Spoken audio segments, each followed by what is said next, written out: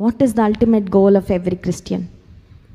నీ నామము మహిమపరచబడాలయ్యా. ఇప్పుడు మేమున్న స్థితిలో ఇక్కడ యోవేలు గ్రంథం 2వ అధ్యాయంలో మనం చూసినట్లయితే 17వ వచనంలో అక్కడ దేవుని ప్రజలు ఉన్న దుస్థితిని బట్టి అన్యులందరూ చూసి వీరి దేవుడు ఏమైపోయాడు, వీరి దేవుడు వీరిని ఈ స్థితిలో విడిచిపెట్టేశాడు ఏంటని మాట్లాడుకుంటున్నారయ్యా. అది మాత్రము వద్దు. ఆ స్థితి మాత్రం ఎంత చక్కని ప్రార్థన అండి.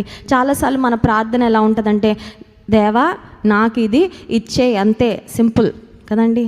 చాలా సింపుల్గా, చాలా డిమాండింగ్గా, చాలా కమాండింగ్గా కొన్నిసార్లు అలా ఉంటాయి మన ప్రార్థనలు. కానీ ఇక్కడ దైవజనుడు చేసిన ప్రార్థన, యాజకులు చేసిన ప్రార్థన, నీ జనుల ఎడల జాలి చేసుకో అయ్యా. ఎప్పుడైనా చేసాం అలా? నీ జాలి కావాలయ్యా, నీ దయ కావాలయ్యా, నీ కనికరము కావాలయ్యా, నీ కృప కావాలయ్యా. లేకపోతే ఏమున్నా ఇక్కడ